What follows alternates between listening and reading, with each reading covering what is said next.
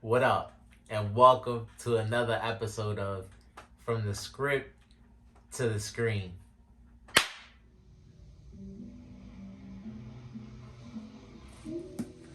The Vinland Saga edition of From the Script to the Screen. And as always, we gotta shout out the creator, Makoto Yukimura.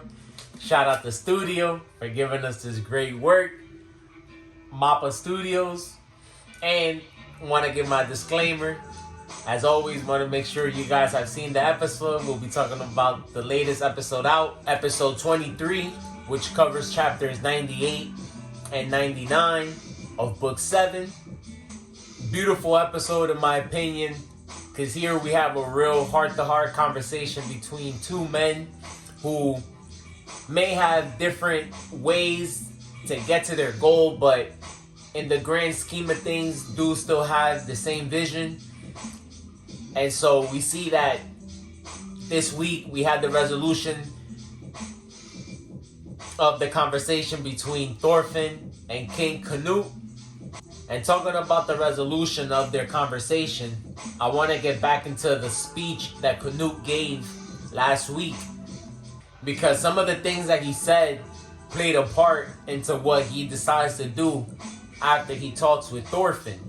And if we remember, before Canute even became king, he always said that he wanted to build a peaceful land, a paradise for the people that were living in suffering, something that Thorfinn brings up to him during their conversation. He says something about him not being able to save those who are abandoned by God. By those, he meant the Vikings. He feels like the savagery and the brutalness of Viking culture is human nature. And so he feels like he has to build the paradise for the people that don't, I guess you could say, go along with what he feels like God wants, essentially saving them. Now, his definition of saving and other people's definition might be a little different, but he feels like he needs to build a paradise for people that don't necessarily resist their desires and live their life the way that they want. And so he states that he needs power and resources to do these things, to unify men. Maybe he feels like he'd be able to organize people's views and thoughts. We know that most leaders feel this way. And so that's why he feels like he's went on this journey to take over Catil's farm and somewhat pillage it. And why I bring up Canute's view of things in the beginning is because we see that his father, again, the curse of the crown, as he stated, is talking in his ear and kind of trying to convince him to kill Thorfinn, and is basically trying to convince him that he is above all the people and that it is his job to rule and to tell the people what they do. And this is where the turning point comes, because we see Thorfinn, again, is leading by example and lets Canute know that he is not going to fight. Even though he was brought up by Viking, he doesn't want to do that anymore. We know that he wants to be a peaceful man, build the paradise, build a country for the people that don't necessarily want to live that way. We see that Thorfinn still has respect for Canute. He still has respect for his vision. He feels like Canute is somebody that will be able to do what he says and actually build a suitable country for the majority of the people. Because at the end of the day, we do know that the Vikings were large. And a lot of the people did live this way. A lot of other countries did participate in pillaging and slavery and things of that sort. We know that Yrnir came from another country. And so Thorfinn just wants to avoid all that. And like I always bring up about Mappa, they do a good job of changing the timeline a little bit, of, you know, removing some conversations and placing them in where they fit a little better.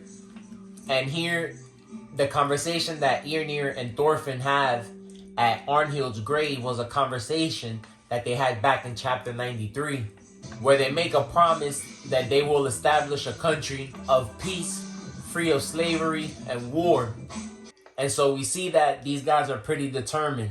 their experience on the farm has shaped them and has pretty much left them very determined to carry out this mission. And so one of the things I enjoy seeing this week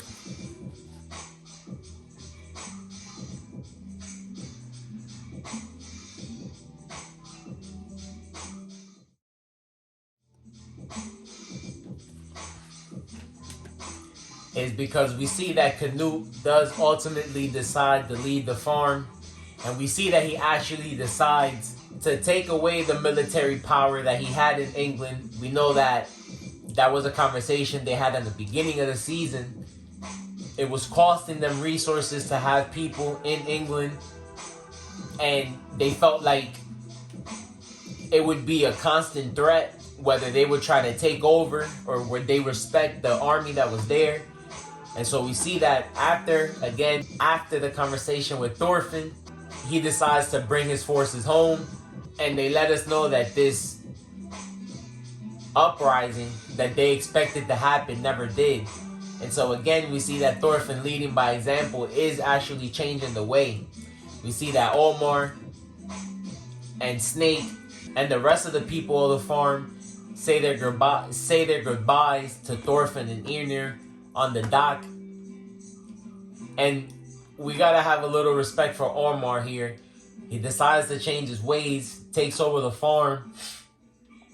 And so even though this battle did change the trajectory of the life of some of the people that were on the farm, they were able to make the best circumstances that they could. And so I'm happy to see that Thorfinn is actually gonna get to go home. I actually wasn't sure, some shows recently, they give you a little bit of hope, but they take it away. And so I was still expecting something to happen at the end that wouldn't let Thorfinn be able to sail back home. But we see that he's able to. We got one episode left. I'm pretty sure they'll be finishing book 7. But as always, let me know what you guys thought about the season. Looking forward to where the story goes next. Let's see if these guys actually are able to do what they want to do. We know that it's a lot up against them, but we'll see. And with that being said, we out. Peace.